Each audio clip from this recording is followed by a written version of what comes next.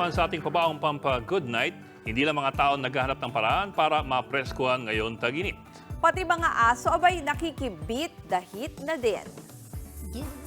Gaya na lang ng Siberian Husky na si Max sa Nueva Ecija. Todo lublob siya sa batya ng tubig. Sa sobrang pagka-relax, nakatulog na si Max. Ayon sa kanyang fur mom, sanay magbabad si Max pagkatapos ng kanilang morning walk. Nahuli namang nagtatampisaw sa Masasa Beach sa Batangas ang 5 asong ito. Mukhang may meeting ang asosasyon. Biro tuloy ng mga netizen, buti pa ang outing ng mga aso natutuloy.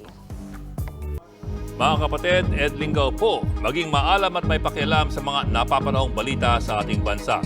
Para sa mas malalimang pagtalakay at paghimay sa mga issue at headlines, tumutok lamang at pag-subscribe sa social media pages ng News 5.